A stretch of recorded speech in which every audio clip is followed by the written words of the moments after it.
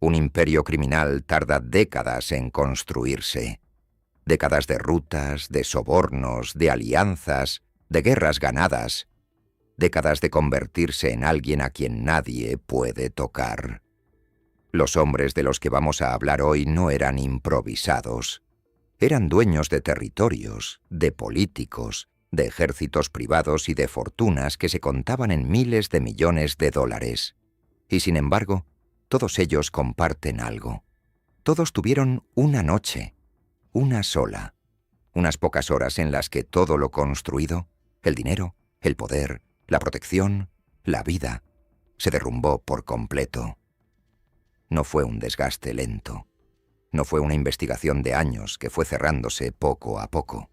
Fue una noche, un operativo, una llamada, una decisión equivocada tomada a las 3 de la mañana.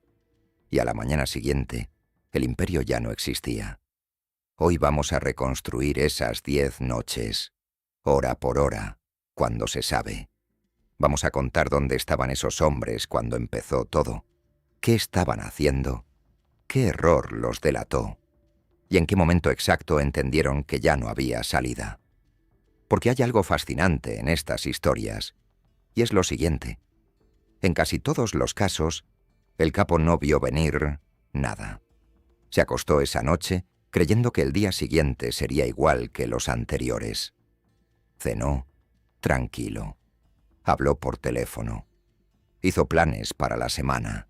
Y en algunos casos, la persona que lo destruyó estaba sentada a su lado en ese momento. Quédate hasta el final, porque el número 1 vivió la noche más irónica de toda la historia del narcotráfico. Fue la noche en que se salió con la suya, en que burló a un ejército entero y escapó caminando. Y fue exactamente esa victoria la que le costó absolutamente todo. Estas son las 10 noches que terminaron con 10 imperios.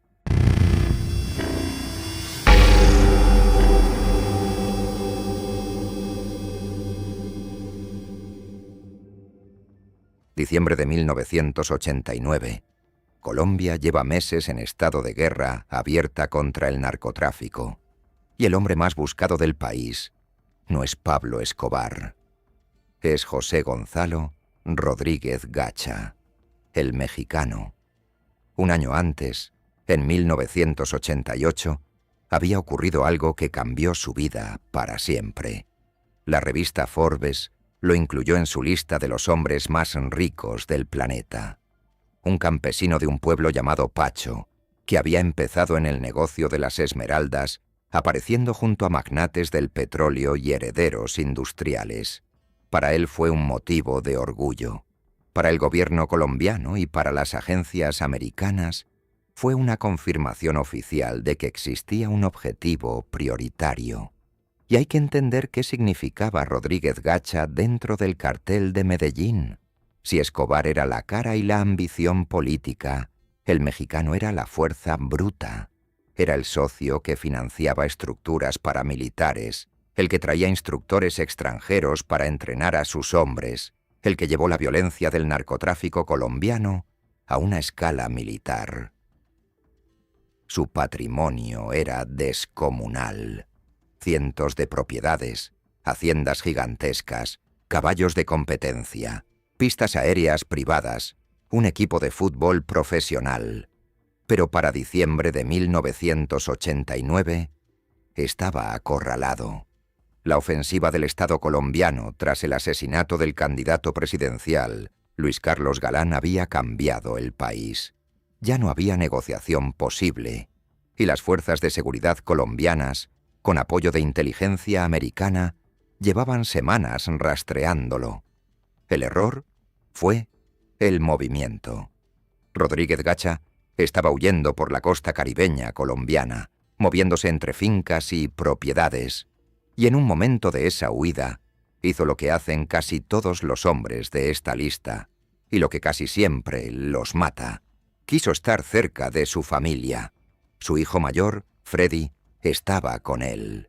El 15 de diciembre de 1989, las autoridades localizaron el sitio. una zona rural cerca de Toluviejo, en el departamento de Sucre. El operativo fue masivo: helicópteros, fuerzas especiales, apoyo aéreo. No fue una detención. Fue una operación militar contra un objetivo que las autoridades sabían que estaba fuertemente armado y que no se iba a entregar. El enfrentamiento terminó con Rodríguez Gacha muerto. Con él murieron su hijo de 17 años y varios de sus escoltas. Tenía 42 años. Ahora piensa en el contraste. 12 meses antes, su nombre estaba impreso en la lista de los hombres más ricos del mundo de la revista financiera más prestigiosa del planeta. 12 meses después, estaba muerto en el suelo de una finca en la costa colombiana. ¿Y qué pasó con todo lo que había construido? El Estado colombiano lanzó una ofensiva de extinción de dominio sobre absolutamente todo. Y su familia, sin capacidad de defender un patrimonio de ese origen, terminó haciendo algo casi sin precedentes. Entregaron voluntariamente al Estado una lista de bienes a cambio de poder rehacer sus vidas. Miles de hectáreas del hombre más rico del narcotráfico terminaron en manos del gobierno, y buena parte fue destinada a programas de reforma agraria. La tierra del capo, repartida entre campesinos. Y una última cosa, porque es la que anuncia el patrón de todo este documental. Su muerte no debilitó al cartel de Medellín, lo enfureció. Escobar interpretó el mensaje con claridad absoluta. Si podían llegar al mexicano, podían llegar a cualquiera. Y hay un dato sobre esa noche que muestra cómo había cambiado la guerra. Durante años, los capos colombianos se sintieron seguros porque el Estado no tenía capacidad técnica para encontrarlos. Sin rastreo de comunicaciones moderno, un hombre con dinero podía desaparecer indefinidamente en un país de montañas y selvas. Eso se acabó en 1989. La cooperación con agencias americanas llevó a Colombia equipos de intercepción de radio y de rastreo de señales que hasta entonces no existían en el país. A partir de ese momento, cada llamada, cada radio encendido, cada comunicación se convirtió en una coordenada. Los capos seguían pensando que se escondían de hombres. En realidad, ya se escondían de antenas. 4 años después, él tendría su propia noche.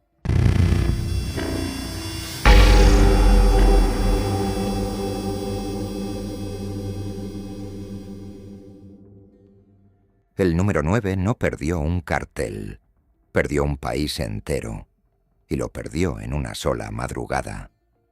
Manuel Antonio Noriega gobernaba Panamá como hombre fuerte a finales de los años 80, y su posición era única en el mundo criminal, porque no era un capo escondiéndose de un Estado. Él era el Estado.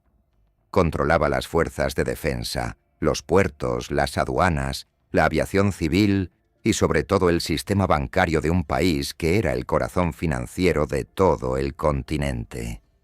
Panamá era la caja fuerte de América Latina, y Noriega tenía la llave. Según la justicia americana, que lo procesó y lo condenó, cobraba por permitir que el cartel de Medellín usara Panamá como plataforma, paso de cargamentos, protección y lavado del dinero de la cocaína a través de bancos panameños. Su fortuna personal se estimó en decenas de millones de dólares repartidos en cuentas europeas.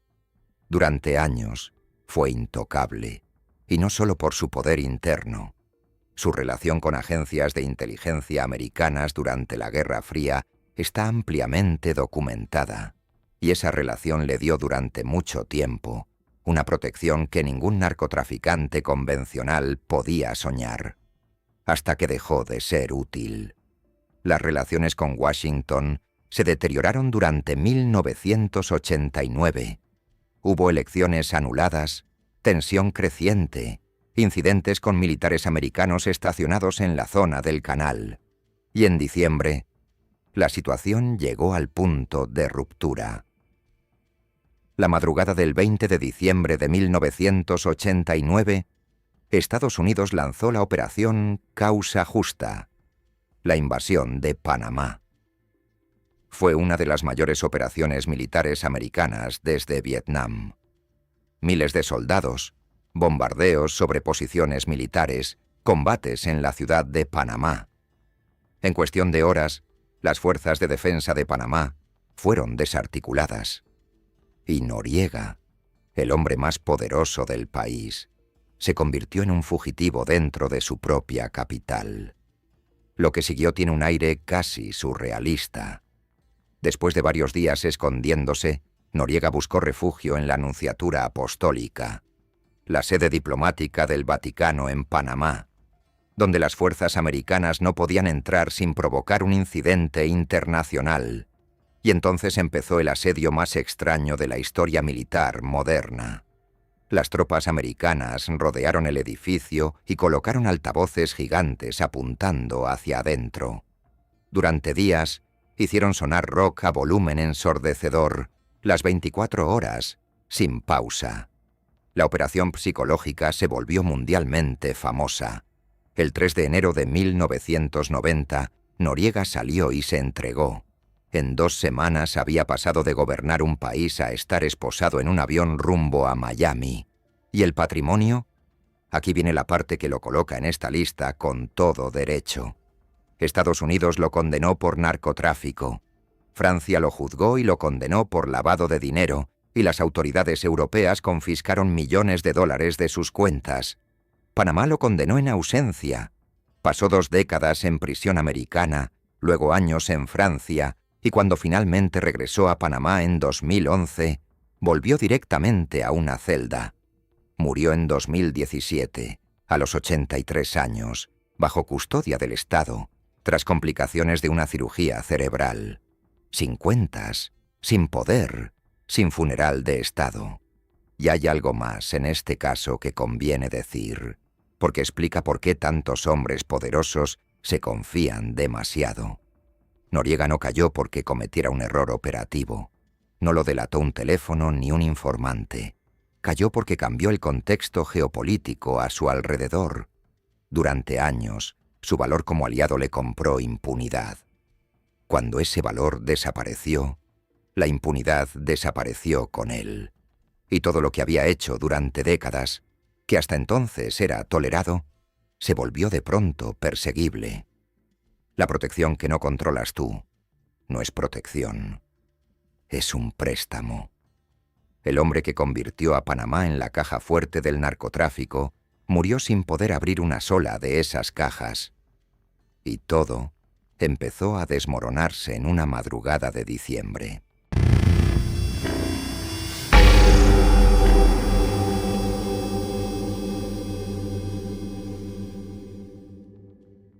El número 8 perdió su imperio en una operación que duró apenas unos días, y la reacción que tuvo ante esa pérdida terminó cambiando la historia del narcotráfico para siempre.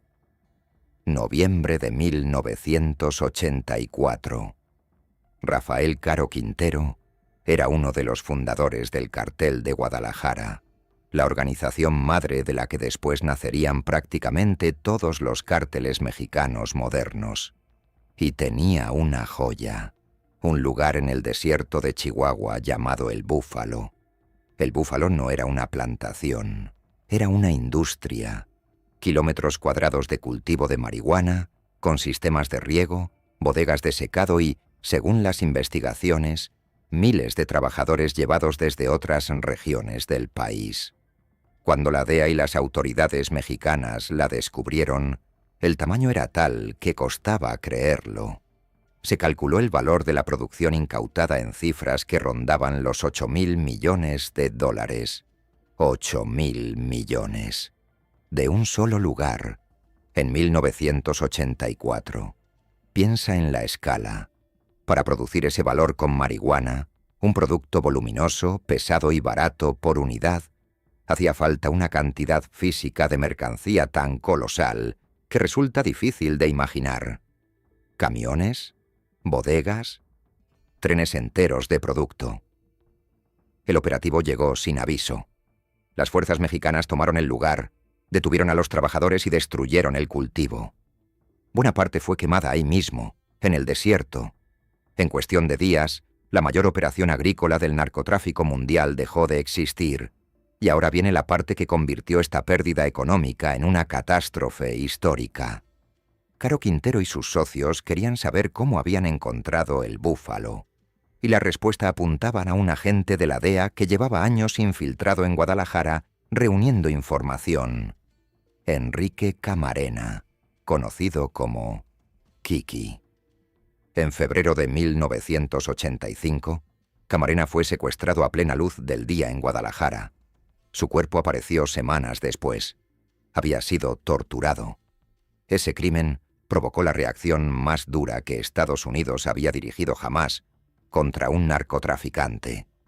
Washington lanzó una presión diplomática sin precedentes sobre México, con revisiones exhaustivas en la frontera que llegaron a paralizar el cruce comercial.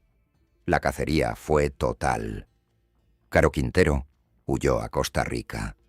Fue localizado y detenido en abril de 1985. Y desde entonces, su vida ha sido una sucesión de encierros.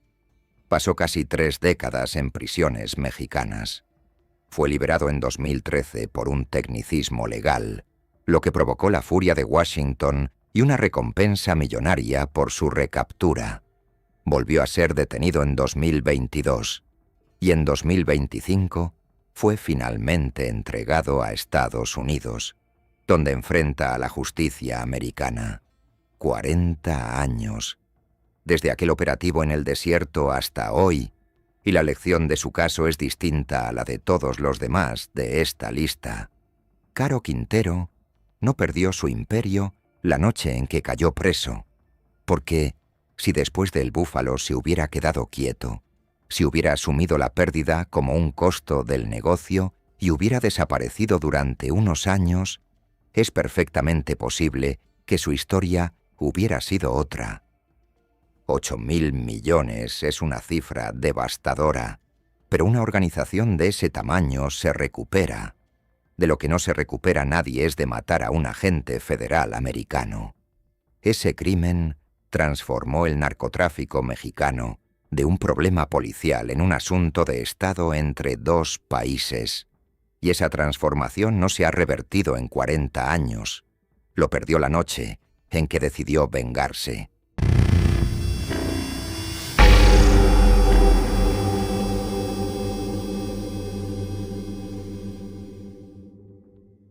El número 7 no perdió su imperio por un operativo, ni por una traición, ni por una guerra.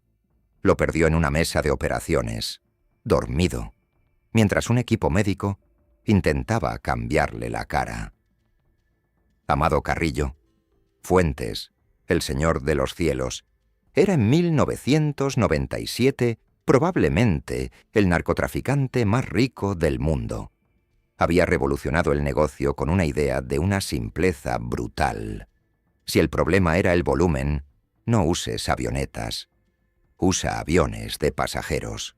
Llegó a operar una flota que se llama el estimado en más de 20 Boeing 727 y otras aeronaves, capaces de mover toneladas de cocaína en un solo viaje. Las estimaciones sobre su fortuna personal llegaron a cifras de hasta 25.000 millones de dólares. Cifras discutidas, sin duda, pero que dan la dimensión de lo que había construido. Y en 1997 estaba en una situación imposible. Era el hombre más buscado de México. La presión americana era total. Y además, dentro del propio mundo criminal mexicano, había tensiones crecientes. Entonces, tomó una decisión que solo un hombre con recursos ilimitados puede tomar.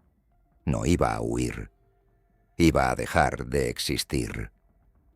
El plan era desaparecer físicamente. Cambiar su rostro por completo mediante cirugía plástica extensa, combinada con una liposucción para modificar también su complexión. Ninguna fotografía existente serviría ya para identificarlo. Podría reaparecer en cualquier parte del mundo como otra persona. El 4 de julio de 1997, ingresó a una clínica privada de la Ciudad de México bajo un nombre falso. La operación duró horas. Fue larga, invasiva y compleja, exactamente el tipo de procedimiento que exige un control médico riguroso. Y durante el postoperatorio, algo salió catastróficamente mal. Amado Carrillo Fuentes murió ahí. Tenía 41 años. El hombre que había construido una flota aérea, que movía toneladas de cocaína al mes, que tenía a 2 gobiernos persiguiéndolo, murió anestesiado, en una camilla, rodeado de personas a las que había pagado para que lo hicieran invisible. El epílogo es tan oscuro como el resto. Meses después, los cuerpos de varios de los médicos que participaron en la operación fueron encontrados dentro de tambos de cemento a un costado de una carretera. El mensaje era evidente. ¿Y qué pasó con la fortuna? Aquí está el gran misterio que mantiene viva esta historia hasta hoy. Nunca apareció. Su muerte fue tan repentina que no hubo transición, no hubo herederos preparados, no hubo mapa. El dinero estaba distribuido en propiedades a nombre de terceros, en cuentas cuyos accesos solo él conocía, y en caletas cuya ubicación murió con él en esa mesa de operaciones. Las autoridades mexicanas lograron incautar algunas propiedades emblemáticas, incluida una mansión delirante de estilo oriental en Hermosillo, conocida como el Palacio de las 1001 Noches, que hoy está abandonada y se convirtió en el símbolo de esta historia. Pero eso es una fracción mínima. La enorme mayoría de la fortuna del Señor de los Cielos jamás fue recuperada. Sigue perdida, en algún lugar de México, o en cuentas dormidas de algún paraíso fiscal, o bajo tierra, en un rancho que nadie ha vuelto a pisar. Y su caso plantea una pregunta que vale la pena hacerse. Amado Carrillo tenía todos los recursos del mundo. Podía haber contratado al mejor equipo quirúrgico del planeta, en el mejor hospital, con los mejores anestesiólogos, pero no podía, porque un hombre en su situación no puede ir a un hospital de primer nivel. Necesita discreción absoluta, necesita gente dispuesta a operar a un fugitivo bajo un nombre falso, necesita silencio, y esa gente, casi por definición, no es la mejor del mundo en lo suyo. Esa es la trampa que atrapa a todos los hombres de esta lista. El dinero puede comprar casi todo, pero no puede comprar lo que solo se consigue a plena luz del día. Ninguna otra noche de esta lista destruyó tanto dinero de una sola vez.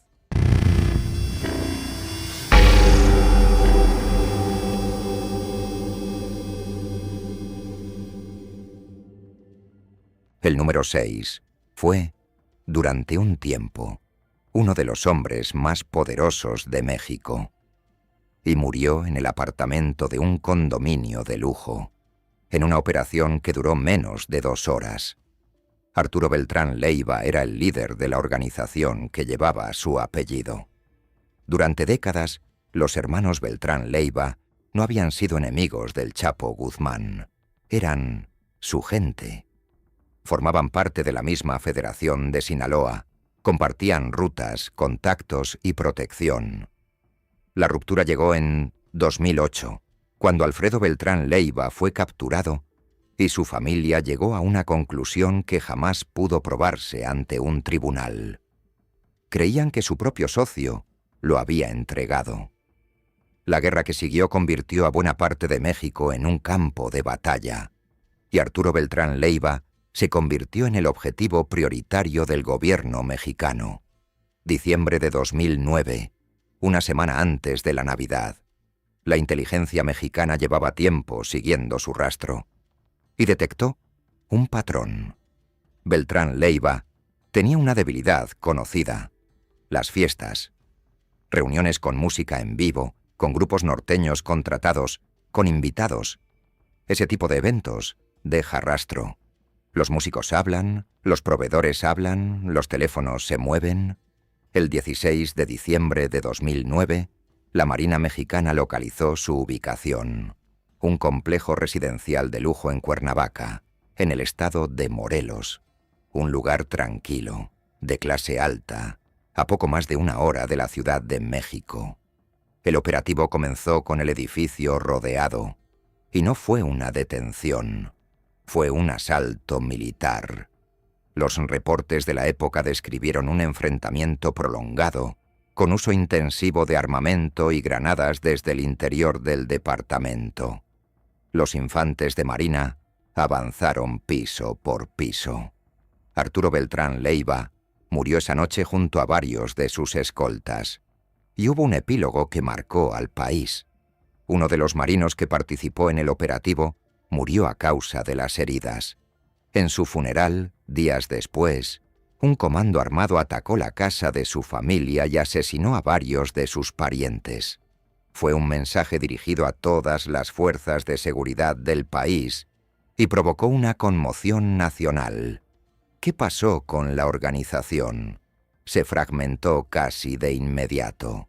Sin su líder, los grupos que la integraban se separaron y comenzaron a pelear entre sí, dando origen a organizaciones más pequeñas, más locales y, en muchos casos, más brutales, dedicadas ya no solo al narcotráfico, sino a la extorsión y al secuestro. Y ahí está una de las lecciones incómodas de este documental. La caída de un capo poderoso no siempre significa menos violencia. A veces significa exactamente lo contrario.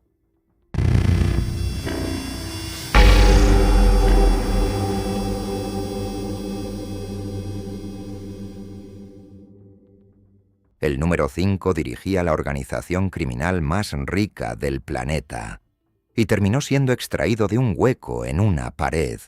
El cartel de Cali era, a mediados de los 90, el imperio criminal más sofisticado que había existido. Tras la caída de Escobar, controlaba la enorme mayoría del mercado mundial de la cocaína, con estimaciones de ingresos de miles de millones de dólares al año. Y su modelo era radicalmente distinto al de Medellín. Nada de bombas, nada de guerra abierta contra el Estado. Los hermanos Rodríguez Orejuela preferían la infiltración, el soborno y los negocios legales.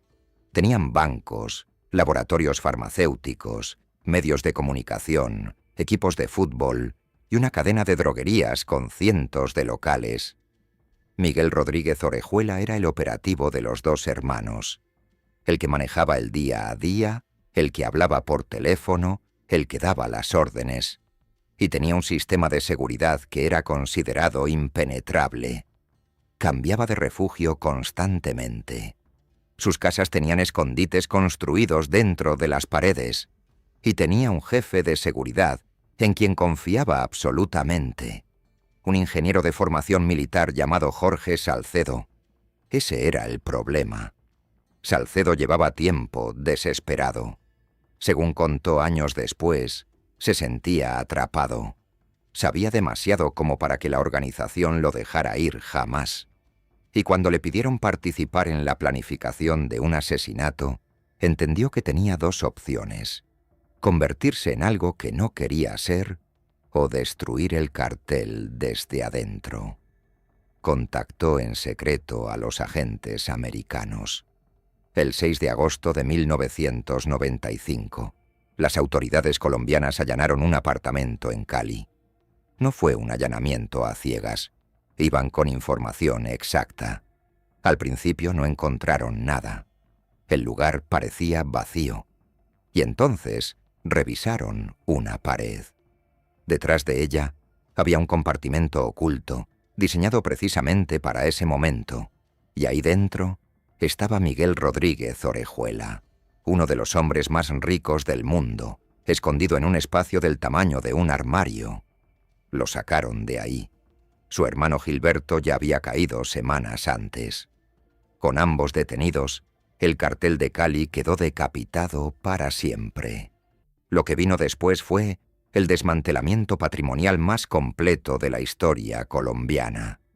El Estado intervino la cadena de droguerías, incautó los medios, confiscó propiedades una tras otra, y cuando los hermanos fueron extraditados a Estados Unidos en 2004 y 2005, entregaron cientos de millones de dólares en bienes como parte de su acuerdo judicial, a cambio, entre otras cosas, de que sus familias no fueran procesadas.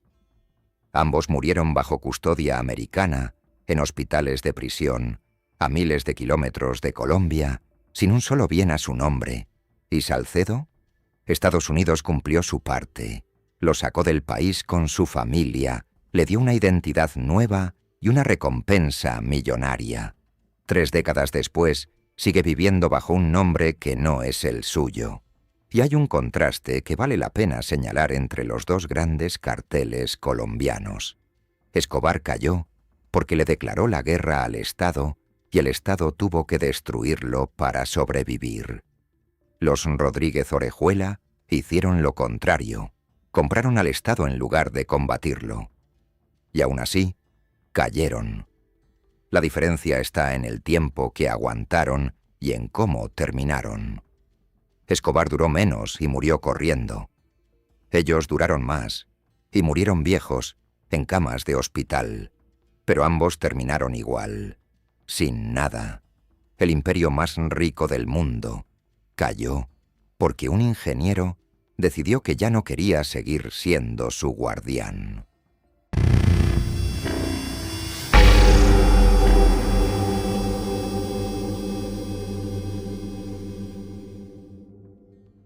El número 4 perdió todo en el tiempo más corto de esta lista.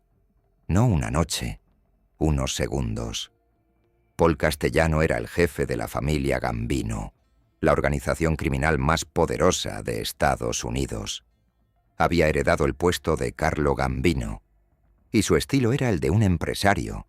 Trajes caros, una mansión enorme en Staten Island que la prensa apodó la Casa Blanca, negocios legales, distancia absoluta de la calle. Controlaba sindicatos, construcción, transporte de residuos y distribución de carne y aves en toda la ciudad de Nueva York. Se calculaba que su organización manejaba cientos de millones de dólares al año. Y ese estilo era exactamente su problema. Dentro de la familia, un grupo de hombres más jóvenes lo consideraba desconectado. Creían que cobraba demasiado sin arriesgar nada, que no protegía a su gente y que su prohibición interna sobre el tráfico de drogas era hipócrita. El líder de ese descontento era un capo ambicioso llamado John Gotti. Además, había una urgencia. Castellano enfrentaba juicios federales y dentro de la familia se temía que una condena lo empujara a negociar.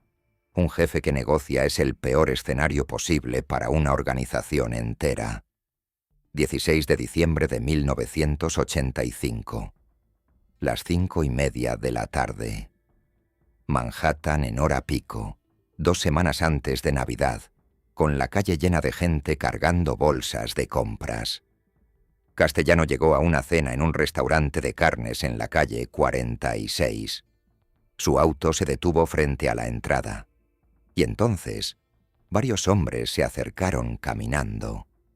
Llevaban abrigos claros y gorros de piel, vestidos casi como un uniforme, deliberadamente, para poder identificarse entre sí en medio de la multitud. Le dispararon en la acera, junto a su chofer, y desaparecieron entre los peatones. Todo terminó en segundos. El jefe de la familia criminal más poderosa de Estados Unidos murió en la calle, frente a decenas de testigos, en pleno centro de Manhattan. John Gotti observaba desde un auto estacionado al otro lado de la calle. Fue un golpe de Estado dentro de la mafia. Y lo más grave no fue el asesinato en sí. Fue que se ejecutó sin la autorización de la comisión, el consejo que gobernaba a las 5 familias. Matar a un jefe sin permiso significaba que, a partir de ese momento, ningún jefe estaba realmente seguro. Gotti tomó el poder y se convirtió en el mafioso más mediático de su generación. Portadas de revistas, cámaras siguiéndolo. El apodo de Teflon Don, porque ninguna acusación se le pegaba. Y esa fama lo destruyó. La exposición atrajo una presión federal sin precedentes y terminó condenado a cadena perpetua gracias, entre otras cosas, al testimonio de su propio subjefe. Murió en prisión en 2002. Pero el daño fue mucho más allá de él. Aquella ejecución sin permiso marcó el inicio del declive de la mafia neoyorquina. Rompió la confianza entre familias, disparó la vigilancia federal sobre todas ellas y abrió la puerta a una generación de jefes que ya no creían en las reglas antiguas y que, por lo tanto, tampoco creían en el silencio. Esos segundos en una acera de Manhattan no terminaron con un hombre, terminaron con una época.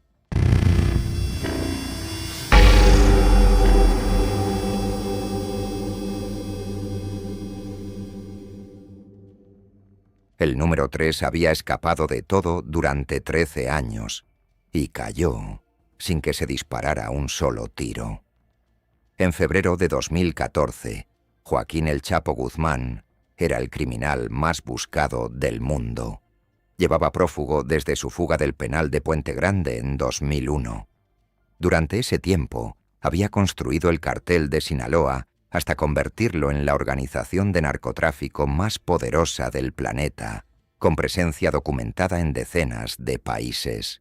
Y su reputación era la de un fantasma. Se decía que se movía por la sierra de Sinaloa con redes de vigilantes que detectaban cualquier movimiento extraño horas antes de que llegara, que tenía túneles bajo sus casas, que ninguna operación llegaba a tiempo porque siempre alguien avisaba. Todo eso era cierto, pero en las semanas previas algo había cambiado. Las autoridades mexicanas, con apoyo de agencias americanas, habían empezado a capturar a operadores de su círculo cercano, uno tras otro. Cada captura entregaba teléfonos, contactos y nombres. La red se iba cerrando y llegaron a Culiacán, a una casa donde, según la información, el Chapo se encontraba. Entraron, y él ya no estaba.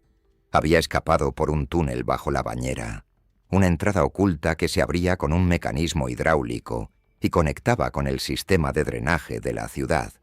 Se fue corriendo por las alcantarillas de Culiacán, pero esta vez la persecución no se detuvo. Los equipos siguieron el rastro hacia la costa. La madrugada del 22 de febrero de 2014, la Marina Mexicana llegó a un edificio de departamentos en Mazatlán, un condominio frente al mar llamado Miramar, un lugar de turistas, familias y vacacionistas. El operativo entró al amanecer. Lo encontraron en un departamento del 4º piso, y no hubo enfrentamiento, ni un disparo. El hombre más buscado del mundo fue detenido en cuestión de minutos, sin resistencia, junto a su familia. La imagen de esa mañana, el Chapo esposado, con la cabeza inclinada, siendo llevado por marinos encapuchados, dio la vuelta al mundo. Ahora, la parte que aún hace de este caso algo extraordinario. Esta no fue su noche definitiva. En julio de 2015, escapó de nuevo, esta vez del penal del Altiplano, a través de un túnel de más de 1,5 kilómetros que terminaba exactamente bajo la regadera de su celda. Una obra de ingeniería que humilló al Estado mexicano ante el mundo entero. Y esa fuga fue su error final, porque en libertad quiso convertir su historia en una película. Los contactos que estableció con el mundo del entretenimiento para ese proyecto dejaron un rastro. En enero de 2016 fue capturado por última vez en Los Mochis. Fue extraditado a Estados Unidos, juzgado en Brooklyn y condenado a cadena perpetua. Hoy está en una prisión de máxima seguridad en Colorado, en aislamiento casi total. Y el detalle final: los fiscales solicitaron que se le confiscaran más de $12.000 millones. Y hay un detalle de la noche del Miramar que dice mucho sobre cómo había cambiado su situación. El Chapo era famoso por su red de vigilantes, por sus túneles, por su capacidad de recibir un aviso con horas de anticipación. Pero Mazatlán no es la sierra. Es una ciudad turística, con edificios de departamentos llenos de vacacionistas, sin redes comunitarias que lo protegieran, sin túneles bajo el piso. Había salido de su territorio, y en el momento en que un capo abandona el terreno que lo protege, deja de ser un fantasma y se convierte simplemente en un hombre durmiendo en un cuarto. Nunca encontraron ese dinero.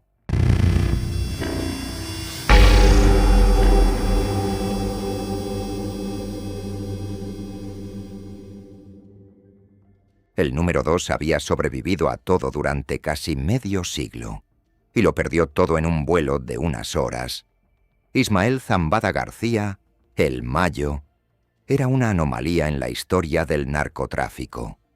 Cofundador del cartel de Sinaloa junto al Chapo Guzmán, llevaba activo desde los años 70, y en todo ese tiempo jamás había pisado una prisión mexicana, ni una sola vez. Sobrevivió a la caída del cartel de Guadalajara, a la guerra con los Beltrán Leiva, a la persecución de 3 gobiernos mexicanos consecutivos, a la caída de su propio socio, el Chapo, no una sino 3 veces. Su método era exactamente el opuesto al de todos los capos famosos. Nada de exhibicionismo, nada de fotos, nada de guerras innecesarias. Negociar antes que pelear, vivir en la sierra, moverse poco, no aparecer. En una entrevista periodística que dio hace años, uno de los poquísimos registros públicos de su voz, dijo algo que quedó grabado, que vivía con el miedo permanente de ser encerrado y que si alguna vez lo atrapaban, se mataría antes de entregarse. Julio de 2024. El 25 de julio, una avioneta aterrizó en una pista privada cerca de El Paso, Texas. A bordo iban 2 hombres. Uno era Joaquín Guzmán López, uno de los hijos del Chapo. El otro era el Mayo Zambada. Los agentes americanos los esperaban en la pista. No hubo persecución. No hubo helicópteros. No hubo operativo. Ni un solo disparo. El narcotraficante más escurridizo de la historia moderna bajó de un avión directamente a manos de la justicia de Estados Unidos. ¿Qué pasó exactamente? Aquí hay que ser preciso, porque existen versiones enfrentadas y un proceso judicial en curso. Según la versión difundida por el propio Zambada a través de una carta de su abogado, fue conducido engañado a una reunión en Sinaloa, sometido por la fuerza y subido a esa avioneta contra su voluntad. Señaló directamente a Guzmán López como la persona que lo llevó hasta ahí. Guzmán López quedó también bajo custodia americana, y su defensa ha sostenido su propia versión de los hechos. Los detalles exactos siguen siendo materia de proceso judicial. Lo que nadie discute es el resultado. 50 años de trayectoria criminal terminaron en un vuelo, y no por una investigación brillante, ni por un error un operativo militar, ni por un error suyo. Terminaron porque alguien de su propio mundo, el hijo de su socio histórico, de su compadre, estaba sentado a su lado. Y lo que vino después fue la guerra civil más destructiva en la historia del cartel de Sinaloa. La organización se partió en 2. La Malliza, leal a los Zambada, contra los Chapitos. Culiacán vivió meses de combates, comercios cerrados, clases suspendidas y una población civil atrapada en medio de un conflicto que no eligió. Ese es el verdadero costo de esta noche. No cayó solo un hombre. Y conviene señalar algo más, porque diferencia este caso de todos los anteriores de la lista. En las otras 9 historias, el capo cayó enfrentado al Estado. Un operativo militar, una redada, una persecución. Había 2 bandos claros. Aquí no. Aquí el Estado solo tuvo que esperar en una pista de aterrizaje. Y eso marca un cambio profundo en cómo caen hoy los grandes capos. Ya no hace falta encontrarlos. Basta con que alguien de adentro decida que ha llegado el momento. Se partió una ciudad entera.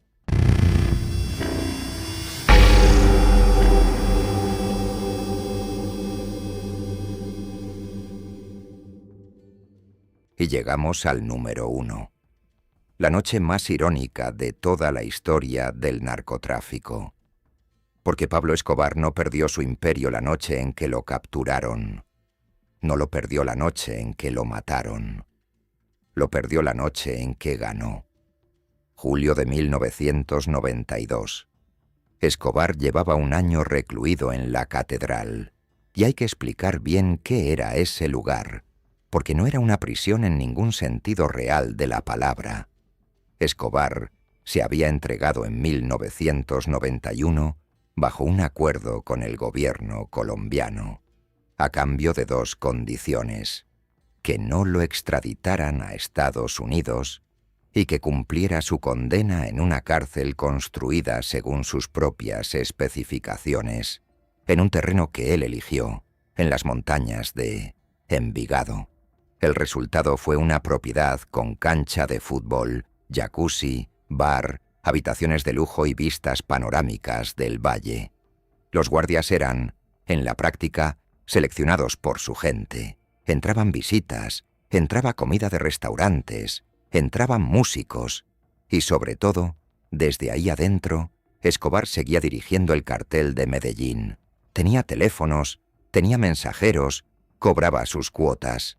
Era probablemente la posición más cómoda que un criminal ha tenido jamás. Protegido del Estado, protegido de sus enemigos, sin riesgo de extradición y con el negocio funcionando. Y entonces cometió el error. Se descubrió una caleta, un escondite con una fortuna en efectivo, perteneciente a la estructura de dos de sus socios más importantes, Fernando Galeano y Gerardo Kiko Moncada. Dinero que Escobar no sabía que existía. Su conclusión fue inmediata. Le estaban ocultando dinero. Le estaban robando. Los citó a la catedral y ellos fueron, caminando, por su propia voluntad. Nunca salieron. Cuando la noticia llegó a Bogotá, que Escobar estaba ejecutando gente dentro de la cárcel que el Estado le había construido, el gobierno colombiano entendió que su credibilidad estaba en juego frente al país y frente al mundo. Se ordenó el traslado a una prisión militar de verdad. La noche del 21 al 22 de julio de 1992, tropas del ejército colombiano rodearon la catedral. Y lo que siguió fue una de las escenas más desconcertantes de la historia militar latinoamericana. Los funcionarios enviados a negociar el traslado entraron al recinto. Escobar los retuvo. Hubo confusión, órdenes contradictorias, un cerco militar que no sabía si asaltar el lugar o esperar. Durante horas, nadie tuvo el control real de la situación. Y en medio de esa madrugada caótica, con niebla en las montañas, Pablo Escobar y varios de sus hombres simplemente salieron caminando. Cruzaron el perímetro y desaparecieron en el bosque. El hombre más buscado del mundo se había escapado de una prisión rodeada por el ejército sin disparar un tiro. Fue una humillación absoluta para el Estado colombiano. Y en el momento, Escobar debió sentirlo como una victoria total. Había burlado al gobierno una vez más. Pero esa noche lo perdió todo. Y esto es lo que quiero que entiendas, porque es la clave de todo este documental. Antes de esa noche, Escobar tenía un acuerdo con el Estado. Tenía protección legal contra la extradición. Tenía una base física segura desde la cual operar. Tenía una estructura empresarial funcionando y tenía, sobre todo, tiempo. Una condena que iba a cumplir en condiciones de lujo y de la que iba a salir siendo todavía un hombre poderoso. Después de esa noche, no tenía nada de eso. El acuerdo quedó roto para siempre. Ya no había negociación posible con ningún gobierno. Se creó un bloque de búsqueda dedicado exclusivamente a cazarlo, con apoyo técnico americano. Y peor aún, las familias, los hombres y los socios de Galeano y Moncada no perdonaron. Muchos de ellos se integraron a los Pepes, el grupo formado específicamente para destruir todo lo que Escobar amaba. Y los Pepes hicieron algo devastadoramente inteligente. No lo persiguieron a él, persiguieron su patrimonio, quemaron sus fincas, dinamitaron sus propiedades, mataron a sus abogados, a sus contadores y a sus testaferros. Cada testaferro asesinado era una caleta que se perdía para siempre. Cada contador muerto era un mapa borrado del mundo. En 16 meses, el hombre que había aparecido 7 años consecutivos en la lista Forbes de los más ricos del planeta se quedó sin ejército, sin red, sin dinero accesible y sin un solo lugar seguro donde dormir. Sus últimos meses los pasó en casas prestadas, moviéndose cada pocos días, hablando por teléfono cada vez menos, porque cada llamada era un riesgo, y precisamente una llamada lo mató. El 2 de diciembre de 1993, un día después de su cumpleaños número 44, habló demasiado tiempo con su hijo. El rastreo lo ubicó en una casa del barrio Los Olivos, en Medellín. Murió sobre un tejado, corriendo, con un arma en la mano. Y esa es la lección del número 1 y de todo este documental.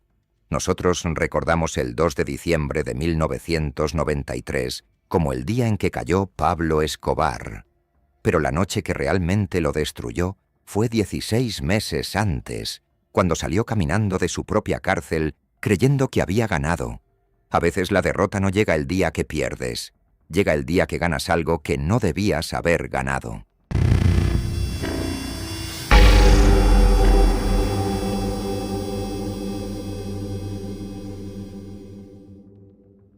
Diez noches, 10 imperios y un patrón que se repite con una precisión incómoda.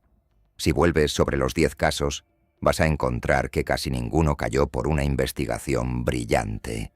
Cayeron por cosas mucho más pequeñas. Rodríguez Gacha cayó porque quiso estar cerca de su hijo. Amado Carrillo, porque quiso cambiar de cara. Beltrán Leiva, porque le gustaban las fiestas. Miguel Rodríguez Orejuela, porque confió en su jefe de seguridad. El Chapo, porque quiso una película sobre su vida. El Mayo, porque aceptó una reunión. Y Escobar, porque no soportó la idea de que 2 socios le ocultaran dinero. Nada de eso es sofisticado. Son errores humanos corrientes. El afecto, la vanidad, el aburrimiento, la confianza, el orgullo. Y ahí está la contradicción central de estas vidas. Para construir un imperio criminal hace falta una disciplina casi inhumana. Desconfiar de todos, no exponerse nunca, no tener rutinas, no dejar rastro. Pero nadie puede vivir así indefinidamente. Tarde o temprano quieres ver a tu familia, quieres una fiesta de cumpleaños, quieres que alguien cuente tu historia, quieres dormir 2 noches seguidas en la misma cama. Y en el momento exacto en que decides ser un poco humano, dejas de ser invisible. Esa es la noche, siempre. Déjanos en los comentarios cuál de estas 10 noches te pareció la más impresionante y qué personaje quieres que investiguemos a fondo en un próximo documental. Nos vemos en la próxima.